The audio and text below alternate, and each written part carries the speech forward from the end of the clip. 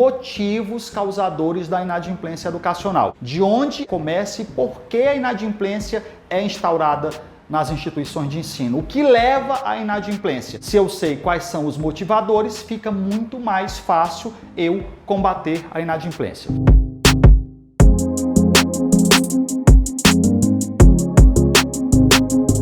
O primeiro motivo que nós trazemos aqui é a legislação vigente. Aqui eu não vou falar de lei, nós vamos falar da legislação em si.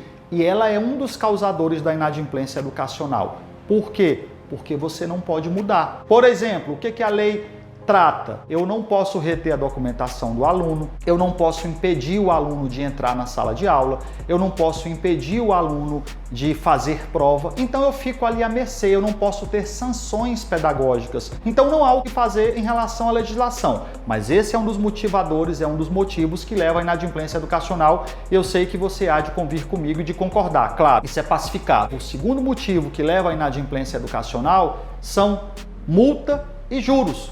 Eles são baixos quando comparado a outros juros do mercado. Financiamento bancário, qual é o juros? Qual é o juros do cheque especial? O financiamento de um veículo, da casa própria, o financiamento de uma loja de varejo. Ou seja, você tem juros muito mais altos no mercado e o do colégio da faculdade é baixo. Não é que o responsável financeiro ou o aluno, o pai, ele não priorize a educação. A educação, ela é sim prioridade no nosso país.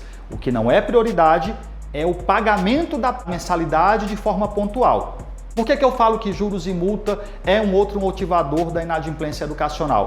Porque o responsável financeiro, em detrimento da mensalidade, ele vai priorizar outros pagamentos que têm juros mais altos. Bem, então já falamos de dois motivos que levam à inadimplência educacional: legislação vigente e juros e multa baixos, que também tem a ver com a própria legislação. Terceiro motivo que leva à inadimplência educacional: indefinição de processos por parte da sua instituição de ensino.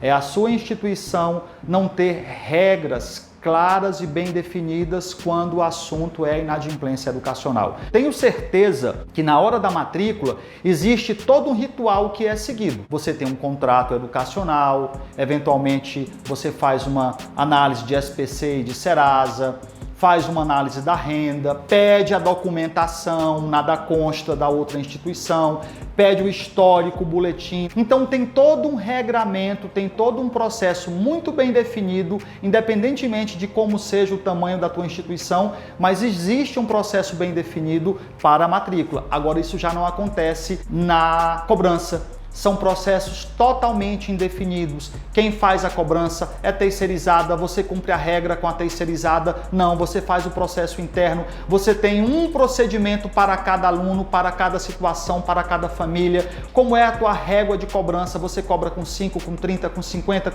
ou seja, você não tem processos definidos. E não ter um processo definido leva inevitavelmente ao aumento e à própria inadimplência educacional. Quarto motivador que leva também à inadimplência na faculdade ou na escola: gestão da própria inadimplência. Você já não tem definição de processo, os processos são indefinidos. Que ferramentas você utiliza? Que profissionais conduzem esse processo de inadimplência dentro da instituição? Que conhecimento jurídico se tem?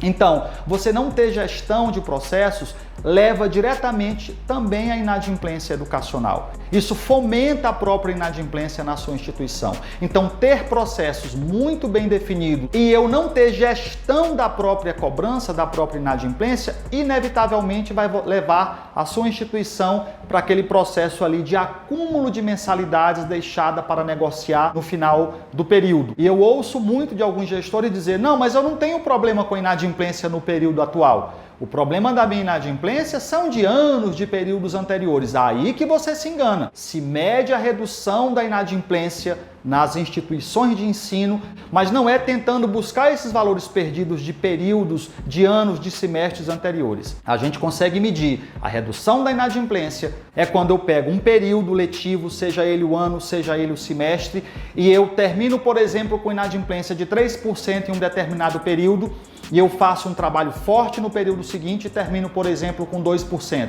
Eu consigo medir no decorrer do tempo a redução da inadimplência, porque o que interessa são os alunos que estão dentro da tua instituição. Então, ter um processo muito bem definido de gestão da própria cobrança é fundamental para que você combata a inadimplência educacional. Por isso que eu falo que a gestão da própria inadimplência, da própria cobrança, é o outro fator, é o quarto fator que leva à inadimplência nas instituições de ensino. E agora a cereja do bolo.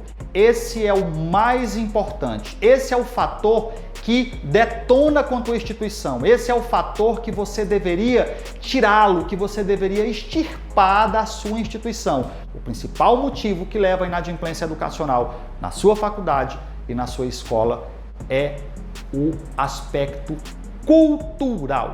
É isso mesmo, é o aspecto cultural. É o principal motivo que detona com a tua instituição, que faz com que tua inadimplência só aumente período após período. E o que vem a ser esse aspecto cultural que leva à inadimplência? É o fato de você, gestor educacional, da tua instituição ser conivente com a inadimplência. É isso mesmo, você é conivente com a inadimplência. Você aceita a repetição do comportamento inadimplente. Você se coloca como refém do responsável financeiro. Você se coloca como refém do aluno naquele momento lá no final do período que você quer fazer as matrículas, que você quer colocar aluno na sua sala de aula. Você fica com receio de perder alunos para a concorrência. Não tem um processo definido, não tem uma gestão de cobrança adequada, não tem o que fazer em relação à legislação vigente, a multa e juros. E aí quando chega naquele momento, que seria o momento de você dar o checkmate, você fica refém do processo e aceita. Aí você faz, sabe o quê? Abre mão de juros e multa no momento da matrícula, no momento do final do ano ou no momento do final do semestre. Mantém o desconto de pontualidade. Esse processo cultural ele é fomentado pela própria instituição de ensino e você tem que aprender a lidar com isso e combater. Você já entregou o fruto daquilo que foi contratado. Você já entregou o professor, você já entregou o planejamento acadêmico, o planejamento pedagógico, a sala de aula, o conteúdo. Você já entregou a matéria-prima, o serviço que você foi contratado. E naquele momento final você fica refém e você tem que combater isso, você tem que fazer valer o seu direito. E para que você faça valer o recebimento da mensalidade, você tem que ter ações muito claras, muito objetivas, muito organizadas. E isso independe do tamanho da sua instituição. Independe se ela é pequena, se ela é média ou se ela é uma grande instituição.